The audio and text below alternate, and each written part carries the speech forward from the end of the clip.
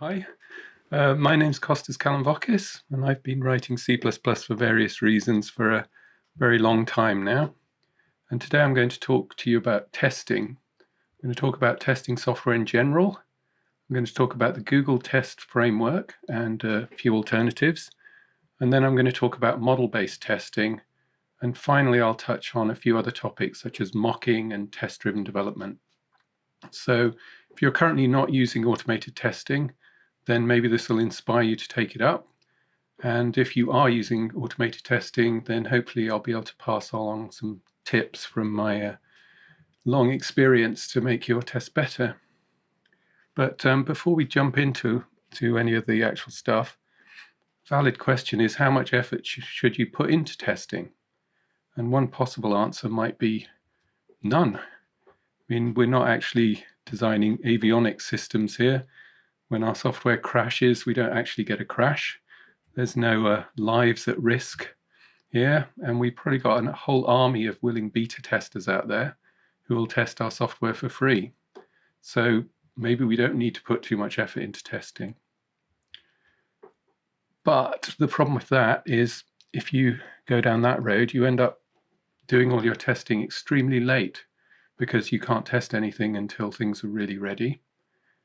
And you also end up, after the testing is complete, with a fear of touching the code, because as soon as you touch the code, you're afraid you've broken it, and you'll have to go through that whole loop. It's all manual, and it involves external people, and it really is not a good place to be in.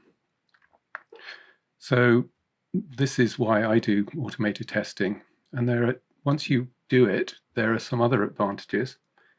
You end up with the tests being a form of documentation. So if you want to actually find out how something works, you can go and look at the tests and see in detail how it's being exercised and how it runs. And this is actually better than having written documentation because it can't get out of date. Because as soon as it gets out of date, the tests start failing, and somebody has to come in and fix it, effectively updating this documentation. Another thing is that code reviews are easier because instead of reading through the code and trying to work out if it works, you just look at the test, see that the test passes, the code basically works, and then you can do the code review based on like higher level stuff, stylistic things, and you get better quality code that way. And once you have these automated tests, you can release sooner, and subsequent releases will be quicker. And the initial investment you put into creating the tests is nearly always repaid later. So I don't know exactly the split of how long you should spend developing and how long you should spend writing tests, but it could be like 50% of the time or something, because some of the test writing is just part of the development, really. So just going back there in summary, these automated tests give you earlier testing. They let you refactor your code without fear, so your code base is better quality. The tests give you this living documentation, and you have easier code reviews, faster releases. So the next question is, who is going to be writing the tests? And I guess in the old days, you might have had some kind of a testing department. You would have developed your product, and you would have sent it off down to this testing department, and they would have done this thing to try and destroy it, and hopefully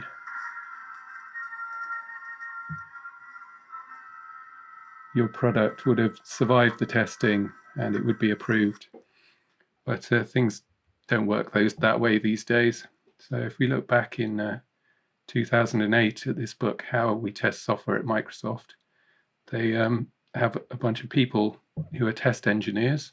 They're embedded with the developers, and they're boasting that they've got more test engineers than developers. Fast forward a little bit to 2002, the other side, how Google tests software. And there's an interesting quote in here, which is the first piece of advice I give people when they ask for the keys to our success: don't hire too many testers. And the way they achieve this is the burden of quality is on the shoulders of those writing the code. So it's the developers writing the bulk of the tests. So what do I mean when I'm talking about unit tests? There's various people mean various different things, but basically it's going to be testing part of the system. And one way of looking at it is a unit test just tests one thing. And that you could think that that might mean testing one class, but that's really not what it should mean. It should mean testing as much as possible that you can test, and in an individual way, and testing kind of behaviors that are exposed to the user. So there might be other tests that, say, integration tests, which test the interaction of different things, and system tests, which test everything. And Google has this view described in that book, where they don't use the terminology of unit tests at all. They talk about small tests, which are tests that are a single process or thread. And the rationale of that is that most tests should be small tests, because it's hard to make something that's a single thread slow or non-deterministic, which is good because you want your tests to be fast and deterministic. And then they have medium tests, which run on a single machine, but with processes that communicate with each other. And then they've got large tests, which is whatever, multiple machines talking to each other. So once you've decided you're going to write some unit tests, well, you could just write some code which does some checks, and then if it fails, then it prints out it failed. It's not exactly rocket science, but I'm suggesting that you should use a testing framework like Google Tests, for instance. And the thing that these testing frameworks give you is an easy way to define and name and categorize your tests to start with. So you can run a subset of them, or you can know which ones are failing, or you can split them across machines or whatever. It'll give you a standardized way to make assertions about the test expectations. It'll give you command line options to filter and repeat tests. It'll automatically find the test. So when you add a new test, it'll just pick that up, which is a good thing, because otherwise you might accidentally fail to run a test just by failing to add the function call to the right place. And you'll never find out that you missed that. They'll generate reports, which could be good for your CI in JSON or XML or whatever format. They'll give you macros or whatever to do floating point comparisons with a bit of fuzz in them, so that they still work even if things are slightly out. And they'll give you a standardized way of doing test setup and teardown, so that other people looking at your code can easily figure out what is going on. So in C++, there are many, many frameworks. I believe Google Test is the most common one, but there's also Catch2, there's Juice has a unit test built in, Boost has a test, Boost test, and there's CPP unit, there's Qt, many, many more. But today I'll talk about Google Test mostly, and a little bit about Catch2. So let's see how to use Google Test. And it's really, really easy to get started. You just have to include the Google Test header. Then you use this test macro. You give the test suite a name, and then the actual test itself a name. You write some code, and then you use their expect macro to check that the function that you're calling is outputting the value that you expect. And then you can just run that, and you end up with something like this, which there's a bug in there, and it prints you a nice error message telling you what the expected value was, what the actual value returned was, that the test failed, how long it took, and then a kind of summary showing you all of the tests and the statistics about which ones passed and failed. So going a little bit further, as well as these expect macros, there are also assert macros. So an assert macro will stop the test running when it fails, whereas an expect macro, the test will carry on even if it fails. So you use the assert macro when you can't carry on if the if the assert fails. So in this case, the new failed, and so you really can't do the rest of the test. And there's a whole long list of these macros that Google Test gives you. It gives you expect true, expect false, and various equals and less than and greater than ones. And there's also some compare macros for C strings, because if you use the other ones, it'll just compare the values of the pointers rather than looking inside the string to compare the actual strings themselves. And the reason that you would want to use this expect equal macro instead of just writing expect true something equals something else is that when the macro fails, this one will print both sides, as I showed you before. It'll print the expected value and it'll print the returned value. And that will help you debug much quicker. If you're just using expect true, then it would have just printed out this condition is false and I expected it to be true, and you wouldn't have the values, and you'd have to go in and check manually.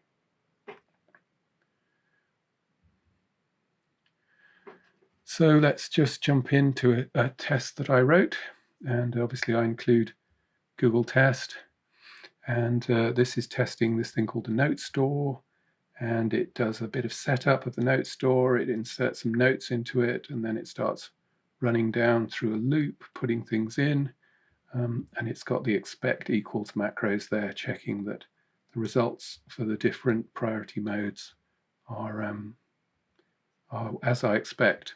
And this runs through and it passes. It takes half a second or so because it's been doing lots of loops, and that's it really. But this test is actually a bit of a disaster, but we'll come back to it and run through why that is later. So let's look at a few more things with Google Test. You can test exceptions, so you can expect something to throw, and you can expect it to throw a particular value, or you can expect it to throw anything, or you can expect it not to throw. And of course you can put code in lambdas here, so you can run a whole sequence of commands here and expect them to throw or not throw.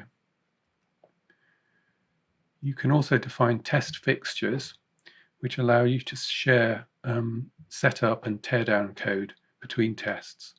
So you define a class which inherits from the test class, and then you can use that later in a test using the test_f macro, and with the name of the class there, and then the name of the test, and then all of the setup that's done inside the constructor and the setup method of the test fixture is run before the test is done, and then all of the teardown and destructor code is done after the test. And the reason that there's a setup method as well as the constructor is a bit obscure. It's to do with Google not using exceptions. So that means you can only use these assert macros inside functions which return void, and that is not true of a constructor. So if you want to use the assert macros, you have to put them in this setup method, as I've done here. You can also do parameterized tests. So, oh, I've gone the other way. You can also do parameterized tests. So these are tests where you define one parameterized test, and then you can run it with many different values. So this is creating 3 different tests with those values as the parameters. And the way you do that is you inherit from this test with param class. And this is a templated class, and you tell it what type of parameters you expect. And here I'm expecting a tuple of 2 doubles. So you define the class in the same way as the test fixture. And then you use this test p macro to define the parameterized test. And inside there, you use the getParam function in order to return the parameters that the test's been called with. And then you do whatever you want with those parameters to run the test. So, and then this is obviously this instantiate test suite p is what instantiates a whole series of parameterized tests. And you can have many of those for each class. And the parameterized tests can get more complicated than just having a list of values, because you can have a range of values here. These things are called generators. So this generator will generate things starting from 0 going up to 50 with a step of 10. And this is just a list of values here. And you can combine them together. So that will give the Cartesian product of these two. So that line there will actually create 10 tests. And I've made them fail. And when it fails, it prints out a list of the parameters. So you've got all of the parameters here that it's gone through. The Google test code will actually generate a command line interface for you as well. So you can filter the tests that you run, and it accepts wildcards and things. So you could filter just one group of tests or all the tests that contain one word or something like that. You can list all the tests that exist. You can run disabled tests, which is useful because if a test is temporarily failing, then you can go in and stick on front of the name, you can stick disabled underscore, and then Google test won't run it. But if you run with this option, it will run it, and that can be useful to find tests that you've accidentally still left disabled. You can generate these outputs in JSON or XML, as I said. And you can also break on failure, which can be useful if you're debugging something that fails after many iterations. You can run the test many times, and you can break back into the debugger when it fails. If you've got a CMake project, you can add Google test to it using this kind of recipe, which you can find all over the internet, where you have to use a fairly modern version of CMake. 3.14, I think, is the most recent that this will work in. This goes and fetches Google test from GitHub, and then you add on to your link libraries gtest and gtest main, and then that's really all you need to do to get an executable built. There are some quite annoying things about Google test. First of all of your test names and your test suite names, they need to be valid C++ identifiers. So that means you can't use spaces in them, you can't use punctuation, and that's a bit of a bind. You do have to add Google test into your build system, as I showed you with that CMake example. And all of those comparison macros are a little bit clunky. And the whole thing just does feel a little bit old, because I guess it is a little bit old, and there's probably a lot of inertia there. But I guess I'll keep using it because that's what I've been using. But if you are taking things up now, you might want to look at Catch 2, which feels a lot more modern. It's a header-only library to start with, so all you have to do is include catch.hpp, and you're done.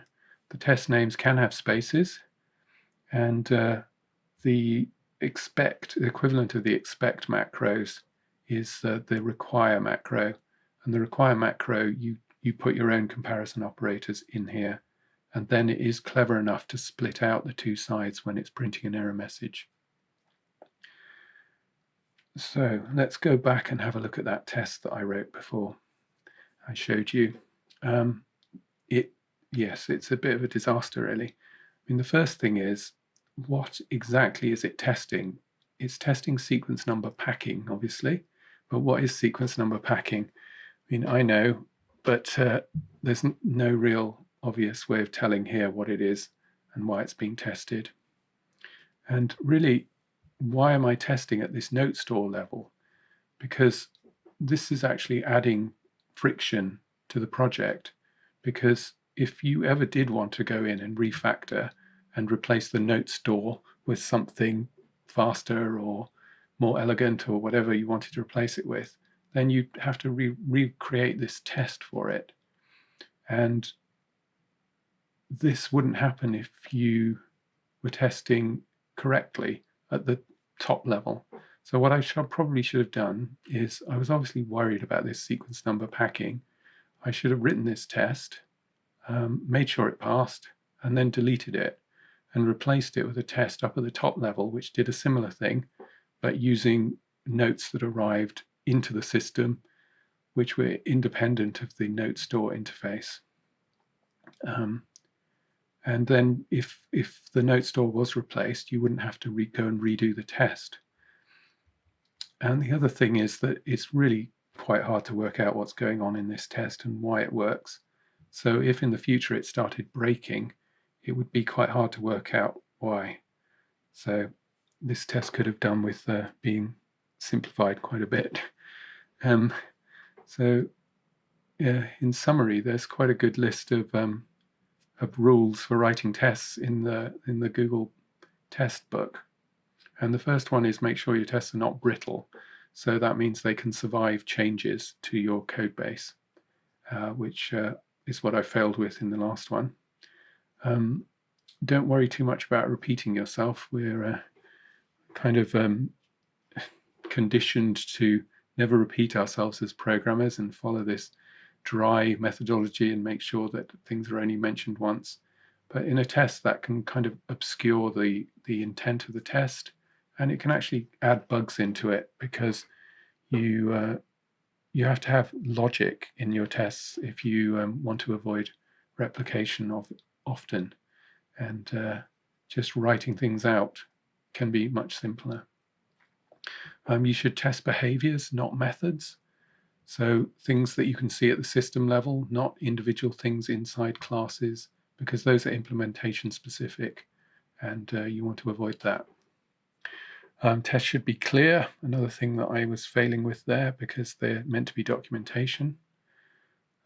If you do use these shared setup methods and teardown methods, in the setup methods, make sure you're just doing generic things like creating objects or resetting things to their default values.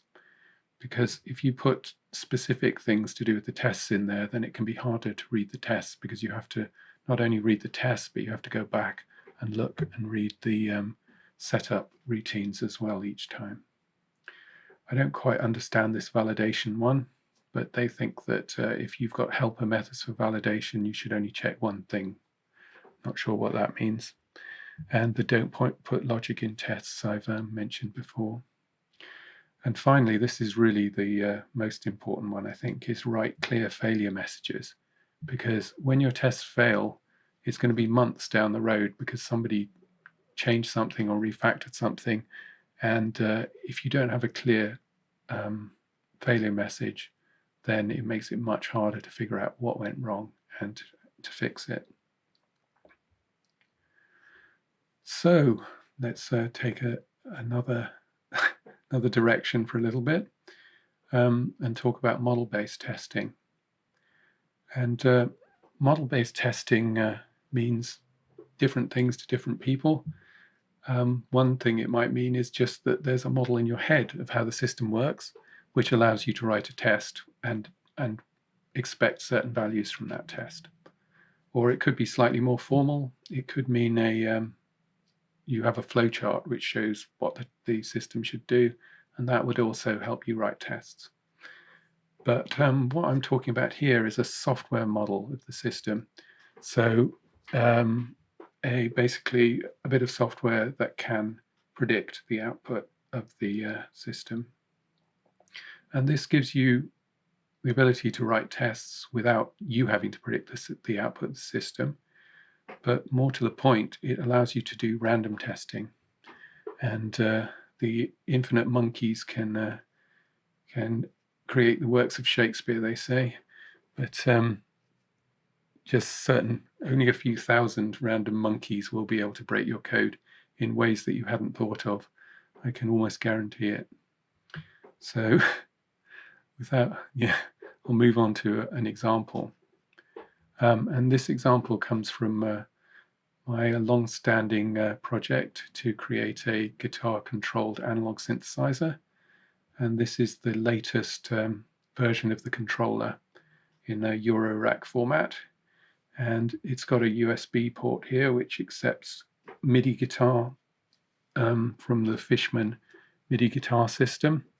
So it's just standard USB MIDI notes and things come through there. And then the outputs are pitch control voltages to control the pitch of the analog synthesizer across many channels, and gate signals to also to trigger the voices of the analog synthesizer. And there's various complicating things in here. There's arpeggiators, and there's holding notes, and there's all kinds of different modes that you can use this thing in. So let's just have a look through the test code. So that's a lot of test code. And this stuff's in C because this is the stuff that interfaces with the application, and the application is written in C. It runs on the microcontroller. But the tests are all written in C++ because they're using Google Test. So the first thing here is the functions that interface to the application. So when the application is trying to set a value of one of the pitch CVs, it will call this set DAC target function. And I've just structured the code carefully so that this interface does exist, and you can intercept it into the tests. So in the normal code, it will link with a set DAC target version that actually sets something in the hardware. And in this test version, it will just set these fake outputs values, and these can be interrogated later by the test to see whether it passes or not. So I guess this shows that where the boundary is of my unit test. So I don't actually test right down to the boundary of the hardware, and I don't test right up to the user interface. I'm testing kind of at that note interface at the output of the USB code, and I'm testing at the input to the functions that drive the hardware. And you can also see in here there's this fake timer, because the microcontroller has got a various timers in it, and the application needs values from these timers in order to function correctly. And so I have this fake timer here, and the tests can increment the fake timer to step through. And again, I've structured the code so that these points exist that I can intercept and for the testing. So on the other side of the fake DAC targets, there's these get functions which the tests can use to get the values of the fake outputs and make sure that they're what's expected. Oh, what was that one? Oh, right. There's some classes for notes, some classes for the arpeggiator, and then there's a class for holding the current notes that are playing. And this kind of is an analog to the note store that I was talking about before. It does the same thing. It models the note store, basically. And this indicates a possible problem with this approach, in that I wrote both of these bits of code, and I've structured it in a very similar way. So if there are bugs that are structural, then they're going to be picked up. They're going to exhibit equally in the application and in the model that I'm creating. And then the two things will match, and the bug won't be picked up. So you need to be mindful of that. So I have implemented this in a different way though than the hardware. It's more high level, so it's using a C++ vector and just pushing things onto there. And when it tries to go through and find the highest priority note, it actually just does a linear search through through all the notes that are currently playing, which is not what the hardware does. So it's not optimized at all. And that's a good thing when you're writing the model, because you want to keep things as simple as possible and have as few possibilities for bugs to be in there. So, but you can obviously do things that you can't do in the real code. So you don't have to, so for instance, in an audio thing, you might be able to process the whole file rather than divide it up into buffers as you would have to in the real code. And that might simplify your code considerably. So moving on, we've got a base class for all the tests, and that has one of these setup macros, and it inherits from the testing, as I pointed out before. And these are just setting things up in the application, resetting all the various parts of the application, and resetting my fake outputs. And one thing to note here is that I'm actually modeling. This is the first function that actually models how the application behaves. It gets called whenever a note is sent. And the model is actually in the test. So this is because of the way I wrote it, I suppose, because I slowly built things up. So I added a test, and I added the bit of the model that modeled the bit that was being tested. And so I've ended up with this model that's implemented inside the test classes. And this is probably not a good thing to do. I should probably refactor this and disentangle the test from the model, because this is making things much more hard to understand. But yeah, that's just how it's worked out over time. And we've also got functions that the tests call, which then send things into the real hardware and also into our model. So that's the internal send note function I just showed you.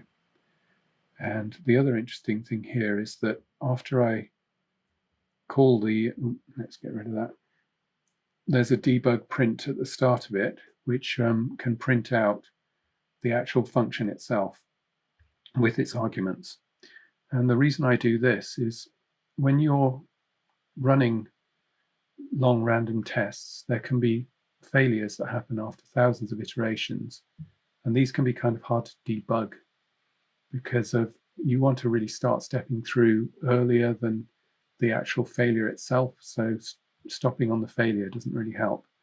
So what I tend to do is write all these functions to print out compilable code into the log.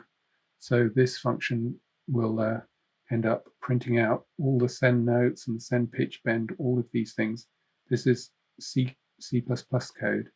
And then I can take that, I go through, look for the failure, take all of the code and paste it into a test. And then I can run that test. I can stop anywhere in the test. I can modify things.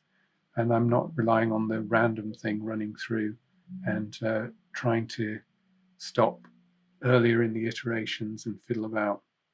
I can see exactly what's going on. So I just thought I'd share that little tip with you. And then this is the heart of the random testing. So there's a function that will maybe send something. So it might send a note on, might send a note off, or pitch bend, or pitch bend that's not associated with the currently playing note. And that's fairly simple. It uses the C++'s built-in generators to do random things. And it also uses this expect pred macro, which I didn't introduce when I was talking about Google Test. And that just lets you give a function, this almost equal function here, to test whether your things are equal or not. And the reason I had to do that is because my model doesn't exactly predict the values for the DAX that the application produces. It's slightly off in certain cases.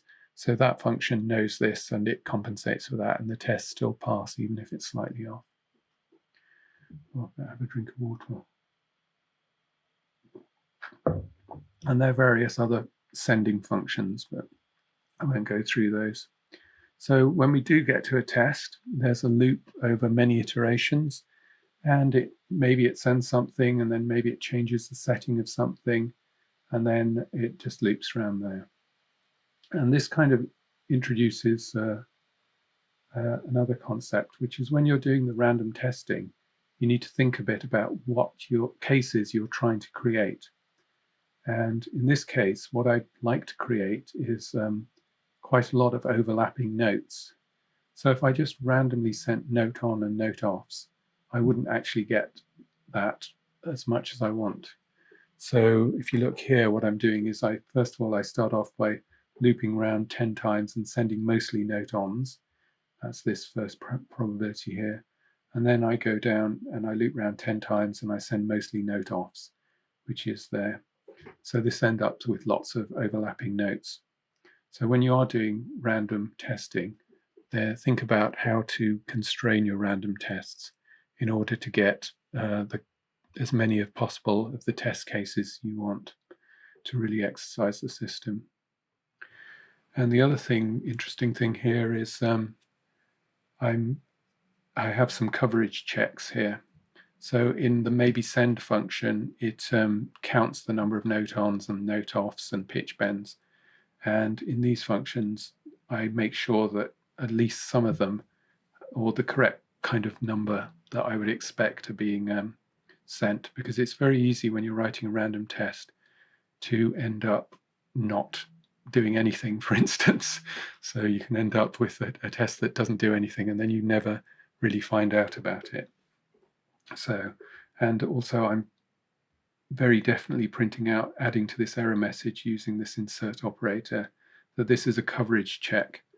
So the reason for that is that often when I'm debugging, I'll turn down the number of iterations. And when you turn down the number of iterations, there just isn't enough to be for these things to be valid. So the test will start failing, and then I won't remember why they're failing, and I'll be confused. So that I need to make sure that the error messages contain this coverage check message so that I don't waste time there. And what's this one about? Right, so this is the first real class that I use in my tests, and it inherits from that previous class that I've been talking about, which is more generic. But this one just tests one output mode, and the reason for this is that when I'm writing the code for predicting the outputs, it's much simpler to write code that only deals with one output mode than one that deals with all of the output modes.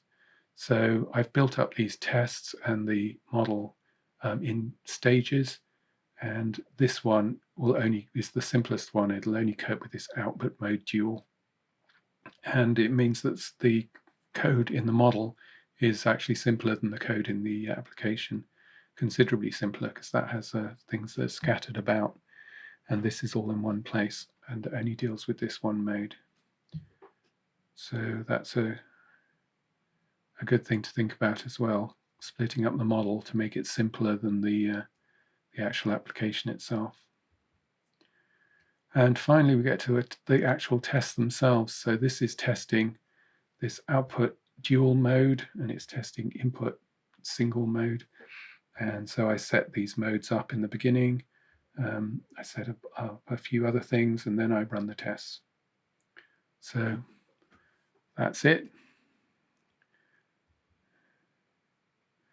And yeah. So in summary, well, I totally failed to keep the tests easy to read in that example, so apologies for that. And I feel like I should go and rewrite them all. But I guess that happens whenever you show your code to people. So, but in summary, for the model-based testing, you should choose the chunk of code you're going to model carefully, and design your code so you can hook into it in the correct places. You should implement your model in the simplest, highest level way you can, and don't optimize things. And you could try outputting these compilable log messages to recreate random tests when you're debugging. You should be careful when you're creating your random stimulus, and you could try only modeling what is tested in a particular test to make your model simpler. So now I'm just going to quickly talk about mocks, fakes, and doubles. So mocking is part of the Google test framework. There's also Google Mock is rolled into it. And mocks are pre-programmed with expectations. And in the Google mock example here, they've got a punning example of a mock turtle. And you inherit from the real turtle class, and then you override the functions using this mock method macro. And this lets you then write things like this, which says that I expect the getX method to be called 5 times, and the first time it'll return 100, and then 150, and then 200. And or you can expect it to call it with some particular values, and you don't care about that value of the parameter. So that makes it very easy to replace parts of your system with these mocks. And unfortunately, it makes it rather too easy. So if you look at this 2020 update of Google's testing strategy, which is a few chapters in this software engineering Google book, which was released today, you'll find this them criticizing mocks, really. They found that people were using them everywhere. They were writing tests that were too focused against isolated pieces of code. And they found that although it was very easy to write these tests, it required a lot of effort to maintain them, and it rarely found bugs. So now the pendulum is kind of swinging away from mocks. And I haven't used mocks at all in any of my examples here because I haven't used them. So I would advise staying away, seeing as both me and Google are in agreement on this. So if you're not going to use mocks, you may still have to replace bits of your system. And the way to do that is a double or a fake. And this is a stunt double from Mulan. And the idea of a double or a fake is to replace some similar way, to replace some expensive code with something less expensive and complex. And this code really should be kind of indistinguishable from the real thing as far as the test is concerned. And an example of that is the timer I showed in the example before. And there's a quote from that Google book. So the other thing I'd like to touch on is test-driven development. And the basic idea behind this is just write the test before the code. And this is kind of popularized in this seminal book by Kent Beck, Test-Driven Development by Example. And the methodology is a little bit more complicated than that. You're meant to write the test, you run it, you see it fail, you then kind of hack together your code to get the test to pass. And at that point, you're kind of working out how to write the code. You're cutting and pasting from Stack Overflow, and eventually the test passes. And hooray, the test passes. And this is quite a different feeling from when you write the test after the code, because if you do that, the test just passes, and you've got the feeling there, well, why did it pass? Is it just a bad test, or is it really because my code works? So that's it's a really good idea, I think. And the final step, and the most important step probably, is that you need to refactor your code. So you refactor that hacky code you wrote to get the test to pass, and you produce something lovely and shiny, and the test makes sure that it still works. So yeah, it's a wondrous idea. You've got to be careful because it can lead to testing implementation details, because you think, I'm going to implement this thing, and then you think, oh, but I'm going to do it this way, I'm going to do that, I'm going to do that. And then you think, oh, I need to write a test for that before I write the code. And so you can end up with these overspecified tests. And I've never actually managed to follow this thing strictly, unfortunately. But I don't think that should stop you from dipping your toes into it. Because once you've got a test suite, there's nothing stopping you from just giving it a go. Just get in there, write a test, and then write the code. So next time you add some functionality, you can just give it a go. I was going to talk about extending this to audio, but I'm not going to have time for that. And there is another talk that's happening tomorrow, I think, on how to test your sounds.